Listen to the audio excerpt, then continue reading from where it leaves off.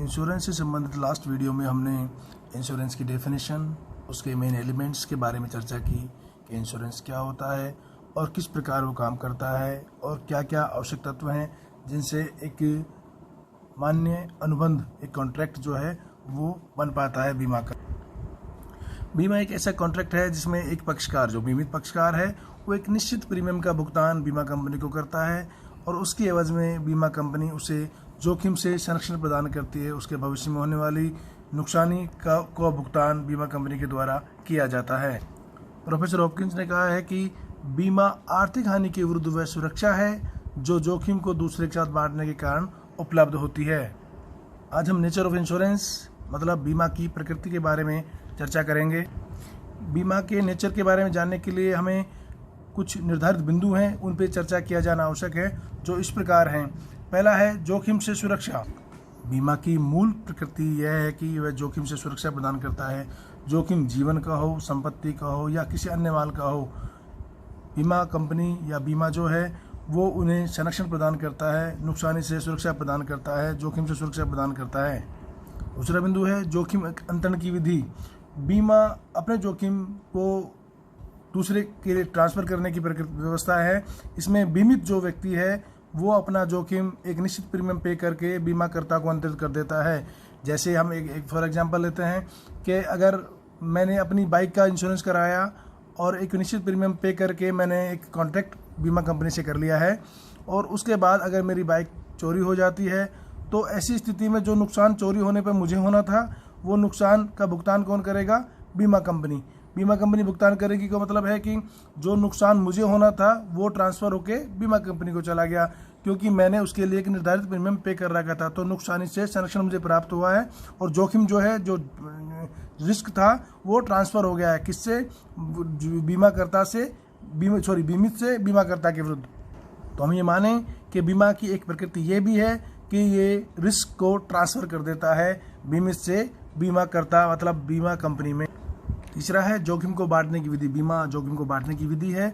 इसमें जो जोखिम है या रिस्क जो है वो एक व्यक्ति विशेष में न रहकर वो बीमा करवाए जाने वाले सभी व्यक्तियों में आसानी से बराबर हिस्से में बांट दिया जाता है, जिससे कि जिस व्यक्ति को नुकसान होता है उसका उससे भुगतान कर दिया जाता है। नेक्स्ट है सहकारी पद्धति, प्रिंसिपल ऑफ कॉरपोरेशन। कॉरपोरेशन का मतलब इसमें है कि यहाँ बीमा एक ऐसी सहकारी व्यवस्था है जिसमें व्यक्ति सामूहिक हितों की रक्षा के लिए स्वैच्छिक रूप से एक कोष में अंशदान करता है और इस कोष से जोखिमग्रस्त व्यक्ति को क्षतिपूर्ति की जाती है।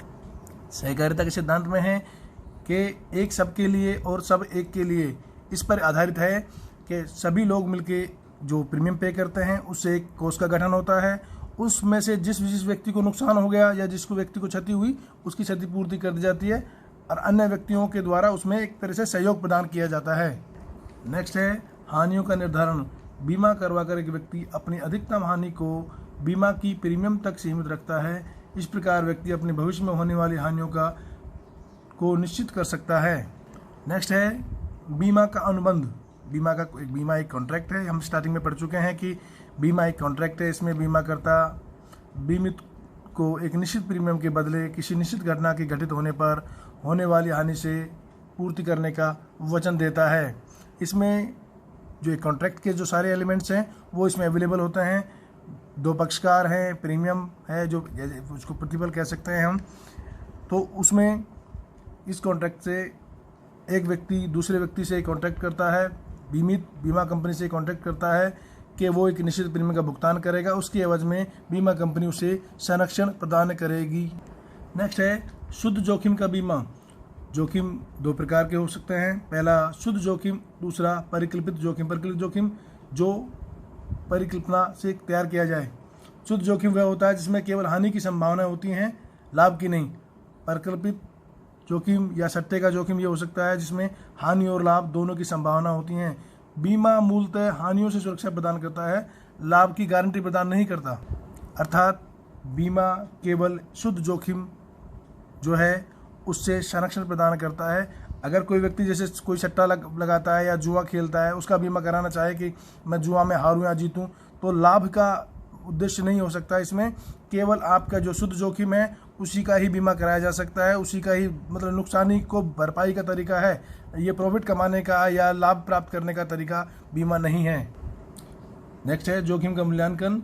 बीमा प्रीमियम का निर्धारण करने के लिए जोखिम का मूल्यांकन आवश्यक है। जोखिम की राशि या तथा संभावनाओं दोनों को पहले निर्धारित किया जाता है। जितना अधिक जोखिम होगा उतना ही अधिक प्रीमियम निर्धारित किया जाएगा। जैसे सामान्यतः हम देखते हैं कि मेडिक्लेम पॉलिसी अगर हम करवाते हैं तो एक छोटे बच्चे की या एक कम आयु के व्यक्ति की मेडिकल बीमा पॉलिसी कराएंगे तो उसका प्रीमियम कम होगा। अगर हम उसकी तुलनात्मक तौर दृष्टिकोण से देखें तो एक अधिक आयु के व्यक्ति या बुजुर्ग व्यक्ति की मेडिक्लेम पॉलिसी कराते हैं तो उसका बीमा प्रीमियम ज़्यादा होता है, क्योंकि एक जवान व्यक्ति और एक बुजुर्ग व्यक्ति में जो रिस्क है वो ज़्यादा किस में है, बुजुर्ग व्यक्ति में। तो अधिक आयु के व्यक्ति का बीमा मेडिक्लेम करते समय प्रीमियम की राशि अधिक होगी, बच्चे या जवान व्यक्ति का बीमा करते समय प्रीमियम की राशि कम होगी। नेक्स्ट है भुगतान की राशि। जीवन बीमा एवं अन्य बीमाओं में भुगतान के आधार भिन्न भिन्न हैं। जीवन बीमा में बीमित को बीमा पत्र की संपूर्ण राशि का भुगतान कर दिया जाता है, जबकि अन्य में केवल क्षतिपूर्ति का ही भुगतान किया जाएगा। हम ये कह सकते हैं कि जीवन बीमा के अतिरिक्त जो भी सभी प्रकार के बीमा हैं वो क्षतिपूर्ति बीमा हैं, जिनमें केवल क्षति की पूर्ति की जाएगी। इस प्रकार हम सारांश के तौर पर कह सकते हैं कि बीमा एक ऐसी प्रक्रिया या अनुबंध या ऐसी व्यवस्था है जिसमें बीमित व्यक्ति एक निर्धारित प्रीमियम का भुगतान कर अपना जोखिम बीमा कंपनी को अंतरित कर सकता है और स्वयं को भविष्य में होने वाले नुकसान से बचा सकता है।